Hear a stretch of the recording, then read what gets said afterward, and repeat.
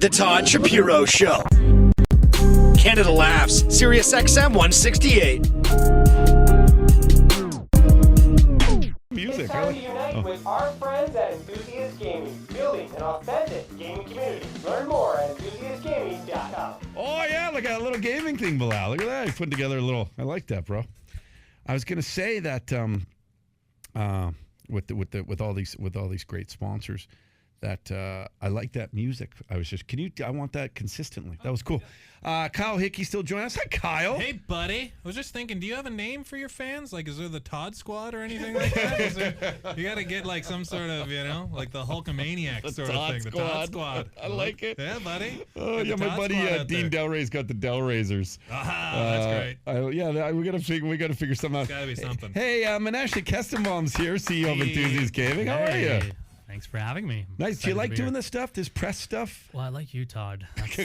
That's why I'm here. I appreciate that. No, but I actually enjoy it. We had this really intense roadshow in Vancouver, Calgary, Toronto, just meeting tons of funds and investment banks. It was a whirlwind. I kind of like it. It's exhausting. I couldn't really look at the business. I had to rely on my amazing staff and team. But it's fun getting up in front of all these investors and pitching the story, talking about it, seeing their feedback afterwards. Yeah, I love it. Well, and the story is, it really is, Kyle, you're going to love this because, we all start off as not all of us, but, we like to find a passion young. And sometimes that passion's like, well, how are you going to make money doing what you love to do? And that's, I really think it's a big conundrum for life for people. And how do you juggle that? And you just started off loving games and starting with your own blog, right, Menashe? Oh, yeah. It was just my own blog. It was a passion. I had no idea this was going to happen. It was really, really surprising to me, and I'm just trying to take it all in stride. It's been a journey. So, but when you have, I want to start from the get-go, and I know we had you on the program a couple months ago, but just in case there's different listeners, it's a different time, and you're live in studio. So, when you have this one blog, and you're going, okay, wait a second, I want to make, and I'm assuming you're doing this, you're like, I want to make a little more money in this game too, because I know it's good content and stuff. Is that when you decide I'm going to go and get a bunch of other people together to create this community to get ad revenues? Was that your thought process? Well, it really started back when I was 6 or 7. I used to buy these video game magazines, Electronic Gaming Monthly, Nintendo Power, GamePro, and I had hundreds of them just piled up. I would save them, read them cover to cover. That was my enjoyment when I was a kid, along with playing games, was analyzing the games, dreaming about what new game would come out. And then when I was 13, I discovered this really big new gaming site called IGN when the internet was just taking off. And there I discovered this fascinating new phenomena as I would go onto the message boards, the forums, and I found other nerdy people like me who were just living it, passionate. They wanted to debate it. They wanted to talk about it. And suddenly I realized I wasn't alone in this passion. There was other people with similar interests to me. So I made a lot of friendships there. I even I saw someone, Nuri, who works at Ubisoft in Montreal. She met her husband on the forums in IGN. We got really close with people. We would play together every single night. We created content together. And this kind of created this virtual world of other people across the globe who shared interests. And within a certain amount of time, we had hundreds of thousands of people within this community on the IGN message boards. In 2011, I was thinking to myself, I'm kind of leading this community in a certain sense, but why am I doing this on IGN when I could just do it on my own? Now the internet allows you to make blogs. There was this new thing called WordPress where you can make a free WordPress blog. I convinced a whole bunch of people to come with me. We left IGN, and suddenly we had this brand new grassroots authentic gaming community. And was that Enthusiast Gaming right from the get-go, enthusiastgaming.com? Yeah, well, it was actually called Nintendo Enthusiast at the time. Okay. I loved Nintendo. That was I was a Nintendo fanboy. So I started in Nintendo Enthusiast. All the Nintendo enthusiasts on those forums came along with me, and suddenly I had 70 people writing content for free with me just out of passion. And we had hundreds of thousands of users within a year coming, consuming the content. And I think that it resonated with the gaming community, that we weren't just a big corporation conglomerate. We were actual gamers talking their language. And if they got popular enough in the forums, they could join our front page and write for everybody to see. So that grew from Nintendo enthusiasts to Xbox enthusiasts and PC gaming enthusiasts. And suddenly we had millions of users, and we're like, wow, maybe we should quit our day jobs and do this full time. And that's kind of where it got started as a company, going from a passion blog to a company. That is, I mean, I love this because it's it goes back to that what I was saying. You turn your passion into a business. So when you then sort of, I guess, get everyone together under the Enthusiast Gaming umbrella, how is there ways for the content creators to monetize this and stuff? Yeah, well, I found many other gaming site owners like myself who were flying under the radar, but they had built massive user bases, millions of readers coming to their sites, and no one was making any money. We would throw up Google ads on there. I think I was making $800 with 70 staff and millions of readers. I was like, something doesn't make sense here. Like, people are not recognizing that this is an opportunity to reach this young new audience, and advertise to them.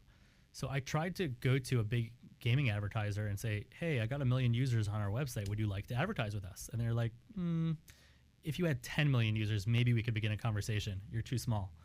So I started going to all these other site owners like myself who had built up an authentic community, and they specialized in other things. There was people who had built up sports gaming audiences. There were people with esports. There were ones with first-person shooters. Everybody had kind of their niche, their passion community. And I convinced them in 2015 to come under my banner, the Enthusiast Gaming banner. And if we all amalgamate together, we could finally be able to approach these big advertisers and maybe secure some real funding for it. So I took that leap of faith, quit my day job, started making some gaming events at bars to start paying the bills. And, in 2016, we launched our network. And by now we have 85 sites, 75 million users.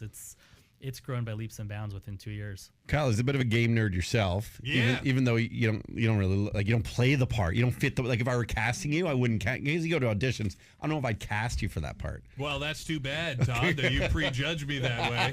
But I fucking love video games, sir. Just got a Nintendo Switch about a week ago. They're pretty goddamn handy. Are you big into the Switch? That's my go-to. Yeah, right. What are you playing? I just lie down on my bed and I can play a console. It's great. I know. Yeah, bring it on the subway and have all the hobos really want to shank you a little more. It's great. Yeah, it's great. But when you hear this as like a it's incredible. Yeah. Well, you picked the perfect time. It's the dawn of. Like, people are investing these esports things now. Like, Magic Johnson just threw in like $7 million to a team. Like, you guys own part of a team. Doesn't Enthusiast Gaming? Didn't you invest? Am I wrong? Did I not see that somewhere? Well, there's certain things we can't talk about just yet. Oh, wasn't there a news release or something? Not yet. Oh, geez. No. Should I take that out? Okay. No, that's fine. Okay. I didn't know. I didn't know. Let them think about it. Okay. Yeah, I didn't know. Okay. I thought I saw a news release or something about that. Anyway. Soon. Okay. Because there's so much, and I don't even think people realize about that. And because I try and talk to an audience where they're like, they're kind of like me. They have a blank canvas. They don't know anything.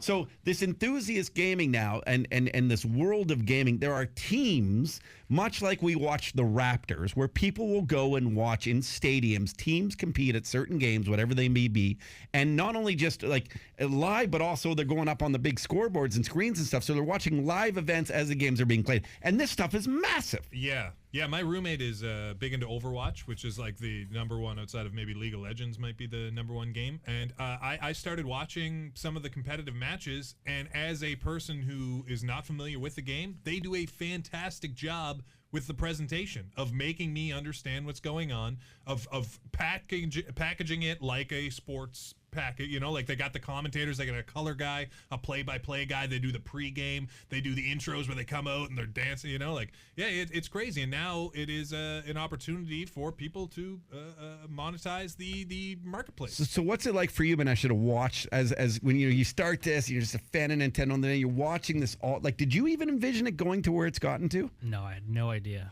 I mean, our first event that we ever did, because we wanted to take our community online and give them a place to meet in person. That was my dream. I met all these people on the forums. Why don't we meet in person? So we advertised in 2014 that we're going to put this little event on at the Madison Avenue pub in Toronto. And we had 120 people. That's the Maddie, by the way. The Maddie. Yeah. Okay. Then we moved to the Fox and Fiddle, and it grew to 400 people. And a year after we started, we had 1,700 people in a little tournament convention space. The Toronto Star then invested in it, and we grew a year later to 12,000 people. Wow. Then 24,000 a year later, and now we just had 30,000 plus. At the they do EGLX, and it just ended. It was over 2 weekends ago now, in late October anyway. And you did that. 30,000 people attended your Enthusiast Gaming Live Expo. So for those who weren't there, and for those who are now expecting, what will this A, grow across the country? Do you see it, or maybe even other countries? And then B, what can people expect at a gaming expo? Yeah, right now we're looking. There's a huge window of opportunity for us. We currently have Canada's largest gaming convention. We've built up this brand. There's passionate gamers coming. We have different corners of the event with different things. You have your retro gaming section. You have your Overwatch. You have your Fortnite. You have the main stage with YouTube content creators. We even had Mitch Marner from the Toronto Maple Leafs come and play. So you have a celebration. It's essentially a celebration of all aspects of gaming in one show. And we're getting approached by many different partners, different cities, all looking, how can we expand this into something across North America? So we're right now trying to make the right move to use this window of opportunity to launch something really big. So you know what I love? Sorry to interrupt, Kyle, because I know you're. Well, go. No, I Because- was just. There also must be, because the gaming community is tough too. Like they're like comic book fans, where they can be really tough. Did you watch any of the BlizzCon at all? Oh, for sure. Did you see the when they had the mobile gaming? Oh, boy. And then Big controversy Oh there. man, and they just started booing this dude mercilessly. He starts losing his place. Like they're so passionate. They brought it. It was supposed to be. Is there PC, something about I would imagine. authenticity? Is that why? Well, they were trying to plug this 1,000%. role playing game through mobile users, and the crowd was there to watch PC gaming. I would imagine, and they were not having it, dude. Like they are passionate about their video games and shit. Like. Yeah. I mean, for us, that's something big. Like, why were we able to do this when a lot of these corporations have thrown a lot of money at it and they can't do it? For us, we've always looked at it that our competitive edge is that we speak their language. We are gamers, and gamers smell BS a mile away. Like comics, dude. Yeah. No, seriously. Yeah, comics, no, they're- it's true. It's yeah. true. It's true. If you use the wrong lingo, Inauthenticity, if yeah. you set the setting in the match in a tournament to the wrong setting, oh, you blew it. You don't know what you're talking about. There's all kinds of little idiosyncrasies and nuances and psychology dynamics that you have to be very familiar with. It's like walking into a new language, into a new culture. Yeah. The people could smell a tourist a mile away too, right? They could see who's one of them and who is not. So you can't fake it. You have to actually be it. And that's kind of, for us, we figured out the business side. We were able to monetize well, help a lot of people make careers. That's what I love Yeah. about that, Yeah, man. yeah. I love that side of Yeah. it. Yeah, so we have that part too. Some people have the authenticity. They've built up these communities, but they're just good at creating the content, but not the business side. I feel like what we got right is being a conduit between some of that corporate money that wants to be invested in it, but being passionate gamers ourselves and speaking the language, and that's really given us kind of a head start over here to build us up. It's interesting because one of my very good friends, he started the Beer Fest, Toronto's Festival of Beer, which is absolutely massive now. But he started, like, the stories actually kind of parallel each other. They were just passionate beer drinkers, and it was at the time where there were a few. Passionate drunks. But you got to understand, eh? That's But the entrepreneurs I wanna hitch 22 my years wagon ago, to. or however old this thing is now, you ask a guy, Greg Causeway, there were like these microbrews or these crap brews. They didn't really exist. There were a couple, and they had to go and find them, much like a small community of gaming and the real passionate people. And then they said, let's get a little event together, like you got a little event together. And now you look what happens with the Beer Fest, and this thing is wild, and it's much like EGLX. I just keep thinking, like, it's people who find their passion, bring it, and then realize that there's so many pockets of people who love and support this stuff, and then and turn it into a business. And because of the Beer Fest, they actually, much like you're saying, they've helped young breweries invest a little bit of their time and money, obviously, to grow and be noticed. Steam Whistle was one of those at one point, and look how big Steam Whistle got. I just, my point being here is this is so inspirational. It's really awesome, and I just wish I had one passion because I don't know how to bring people together. I got nothing. So what's next now for Enthusiast Gaming? Well, I might as well ask you about the business side because I have 5-7 minutes here, Menashe, and Kyle Hickey's hanging out with us. You then, like, not only is it a business, not only are people sort of in a community now and there's ad dollars coming in and stuff, but, and this is the thing that is kind of insane to me, really, you make this a public company. People can actually, again, can support, buy shares in and how does that idea come about to turn this into a public company?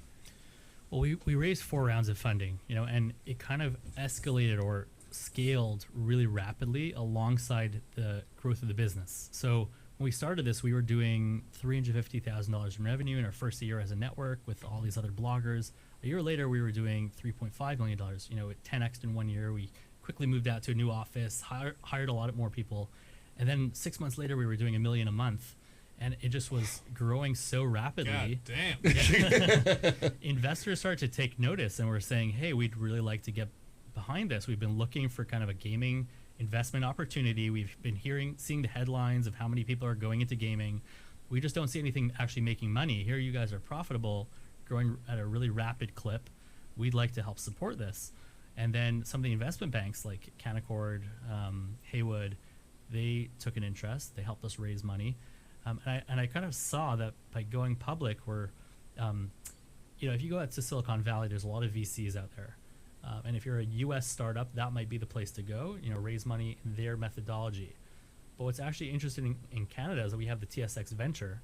The Venture Exchange is really created for companies like ourselves, where you want to get the Canadian investor and what they're comfortable with, and they don't want to be locked up for 10 years in a private company. Having kind of the public vehicle allows everyone to have liquidity. And sometimes I felt bad for people who put in 2014, they put in some money, they're locked up.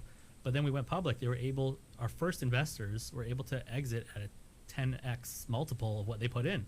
Unbelievable. But they believed in you, man. Like, that's pretty wild too. Yeah. So you're a public company, EGLX, and anyone, do your research, do your due diligence. I never give investment advice. I'm just talking about the story here. An amazing story, obviously. Was there any backlash from the community now, though? That authentic, real, genuine community that is gamers and see this? Like, was anyone? I hope you don't mind me asking this. Did anyone care? No, I mean, we once wondered that. Would anybody care? So far, it doesn't seem like it. If anything, I've been getting a lot of Facebook messages saying, "Hey, first stock I ever owned, EGLX," which is really nice to hear. To the point I've had to turn off my Facebook Messenger. Yeah, just because you're a rock star, you don't get to brag here either. No, I'm just telling you my challenges in life now. But and that's wild. If you think about Facebook eventually went public, or you think of the communities of the people who invest in, say, Tesla, because they believe in Elon Musk, despite him being a loose cannon, what he's doing and everything. I don't know, man. I'm just become, in the last few years of my life, whether it's through age or just experiences and stuff, my whole thing has always been about like learning and laughing and then finding that passion and making money from that passion, because so many people live these miserable lives, and everything you've done on Enthusiast Gaming like takes that to a different level, dude. It's just an amazing success story. And if there are people who are just intrigued by, not forget about the public side, but getting involved with Enthusiast Gaming, how can they go and do that? We're rapidly scaling. We're looking for content creators, we're looking for salespeople, tech people. We have to grow. We've grown out of our office 3 times. In Toronto, I think a lot of people know me in the gaming community locally in Toronto. That's a big thing for me, is to actually know the people. I go to the Hive Esports Center sometimes at nighttime with my staff, and we just hang out there. We know a lot of the people locally. Now we're going to other cities as well. So yeah, anybody who would like to find out more could definitely check us out, check out our websites, check out some of our events, and you'll probably see me in person. I try not to be one of these unapproachable people. I came from the grassroots community. That's that community is my love, my passion, and I just want to retain that. So, hopefully we're able to continue building like an authentic gaming community out of that. What's the saying? Once a nerd, always a nerd? Is that what they say? So if you nerds see him out, go ask him for a job and money. He's very approachable. Man, it's awesome. And congrats on all the early success so far, and continued success to this great game community. Is there a place for RBI baseball? Do people still care about that? RBI baseball, they still didn't make new ones. Dude, no, but I mean the 87 one, where Ozzie Smith was amazing, had that quick little throw. I like Ken Griffey Jr. Oh, yeah, that's the stuff. Yeah, the SNES Classic, I just modded it out with that. It's the best. But this game, safe to say, this between, obviously what we see with Ninja on Twitch and all that, like this gaming community, it's growing. Yeah, because everybody's paying attention now. We got a minute here, but the quick analogy I gave earlier, and I said I wanted Bilal to remind me, but what I love about it is it reminds me of the movie Rounders, where Matt Damon goes into cards and he took down Johnny Chan. And it's like, you have, in this gaming community, you have an ability to meet your stars, whereas in other sports, you don't really ever have that ability. I couldn't go and play basketball with LeBron James. Maybe if I, paid 10 grand to do a charity game or something, but there's that option as well, right? Like you connect to these people. And I'm training my 3-year-old. That's all he's doing. I'm homeschooling him. The next ninja. Yes. Okay, Menashe Customon, thank you very much. EnthusiastGaming.com, and you'll be back. For sure. And we're going to lots of great messages. EnthusiastGaming.com. The Todd Shapiro Show. You are the greatest hero in American history. SiriusXM Canada Laughs. Channel 168.